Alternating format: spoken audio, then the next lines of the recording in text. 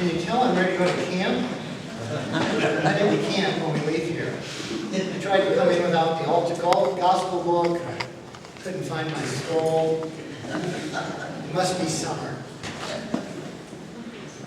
Well, we've got stories about inheritance today. And who doesn't want an inheritance, right? I know I do. Can somebody leave me some money, please? Doesn't that sound like a good idea, right? I don't expect them. Yo, you don't expect anyone. You're getting an inheritance, girl. We're going to talk about the inheritance you're getting. We're all going to get an inheritance. But doesn't it seem like just a great idea? Maybe you've got kids of your own. Maybe you've got grandkids. And you think, well, I'd like to leave them something. I'd like to leave them something. I'd like to make their lives easier. Wouldn't you? I mean, it makes sense, doesn't it? Seems to be a loving, generous gift that we can offer. But it comes with its own pitfalls, doesn't it? I have a friend, a very good friend, whose great-grandfather sort of started the movie theater business in Grand Rapids. You may have heard of the Lokes family. He's a member of the Lokes family. And that great-grandfather wanted to leave his children and grandchildren and great-grandchildren an inheritance. And so he put a bunch of the money in a trust for them that would last for generations. What an amazing, wonderful, kind, and apparently life-changing gift he was going to make that would last well beyond his life here on earth. But a funny thing happens between our intention and how it plays itself out. Now, 3 generations later, no one remembers great-grandfather, but they remember to fight over his money. And that's, unfortunately, the honest truth. They remember that all the faults that they've done to each other, all the places where they believe they've lied to each other, all the times that they brought into a family that was supposed to be kept together through this gift of money, where lawyers and dishonesty and heartbreak and broken relationship, instead of a gift, have been left as an inheritance to this family. Now, the good news is that there is a second inheritance, one that Meg mentioned, that we will all receive.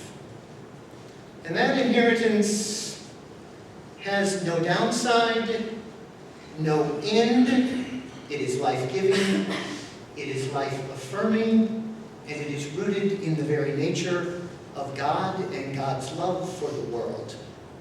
And it is mentioned in our lesson from Colossians. But before I talk about that, I ask that you would join me in prayer. May the words of my mouth and the meditations of our hearts be pleasing in your sight, O Lord, our rock and our Redeemer. Amen. So in our gospel lesson, there's somebody who has an inheritance on his mind. That's how the story begins. Jesus is actually talking about something else.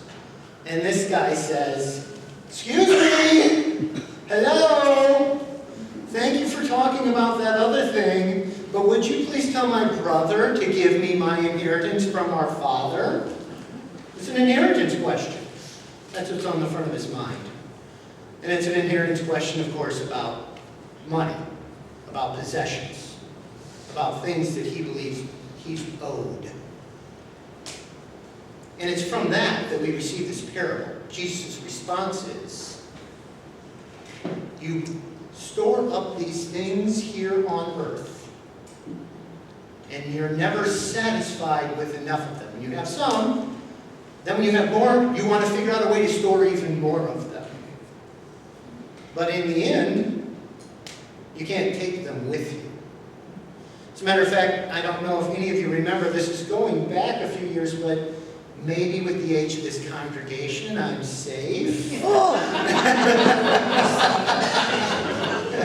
Anybody remember Jackie Onassis' husband? Who did Jackie Onassis used to be? Jack Kennedy. What was her husband's name? Oh, Onassis. oh. What was his first name? Do you remember? Aristotle? It was not quite Aristotle. It was sort of the name. Aristotle Onassis. But when he died, he was very wealthy. And someone at the mourner at the funeral said, I wonder how much he left. And another mourner said, all of it. You can't take it with you, friends. You can't take that inheritance with you beyond to what's going to come next. And the truth is that when you are rooted in the things that you have in this life, you not only own them, but they own you. Your life begins to become about taking care of them. How to make sure they're still here, in good condition. How you can get more of them. If you're anything like me, how much time does it take me to take care of my house, or my car, or my clothes, or all the other things that I've decided that are material that I have to have and put value in? They are what demand your life in this story. There's a bit of a problem with the translation that comes out of the Greek, because it says, God said to him, tonight I demand from you your life.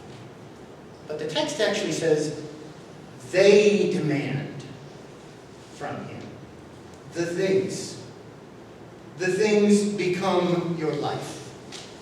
Where we invest our time, our energy, and our talent tells us more about our life and who we are than what we believe we're carrying around but not witnessing and living into, but keep only to ourselves. And so, if you're focused on money, or safety, or the future, you've given your life over to those things. There is a phrase that goes very far back in the church. It's in Latin, and I know we have a Latin scholar among us. I'm going to see whether he can follow this one. That speaks exactly to this truth which lies at the heart of the message of Jesus and the message of the Bible.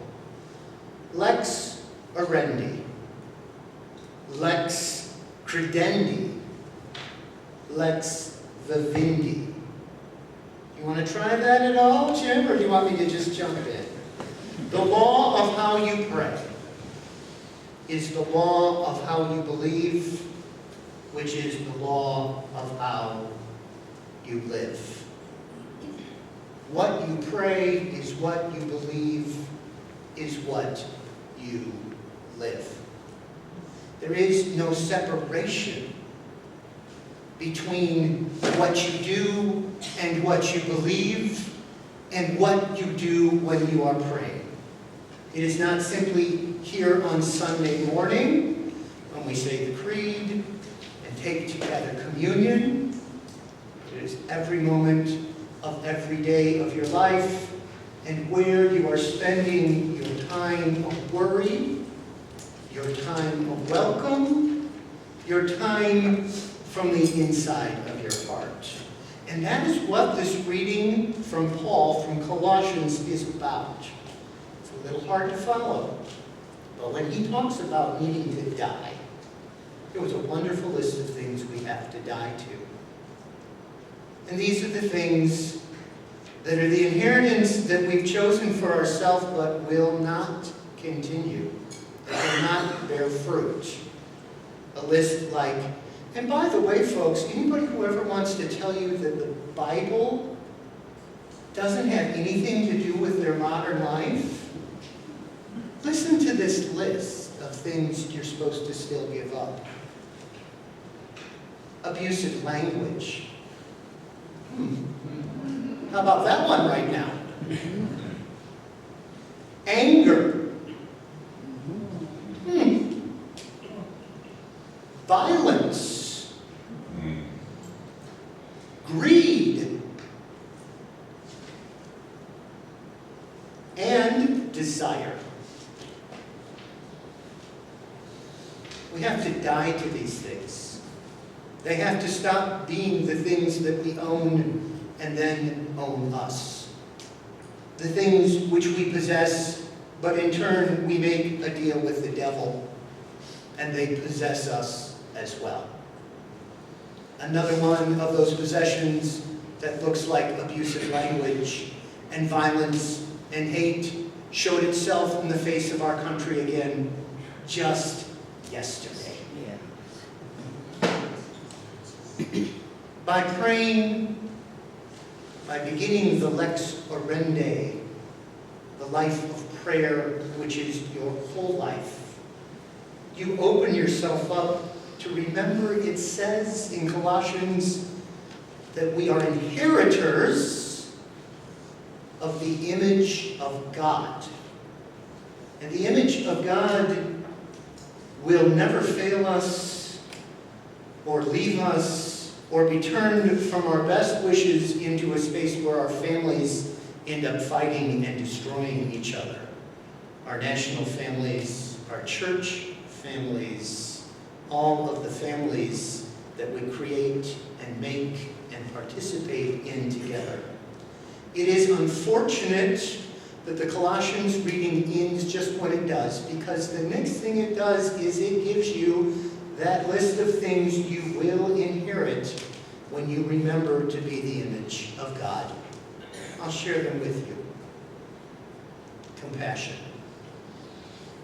kindness, humility, meekness, patience, forgiveness, love,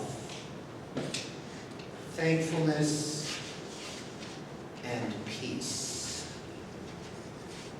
Go read them for yourselves. The list comes right out of the next 5 verses of Colossians. This is our first creation. This is the inheritance of creation. The story of creation says we are made in the image of God. And that image is a reminder that these gifts, which will not fail us, last, while those things we choose to own, we won't be able to take with us or control how they're left behind. Amen.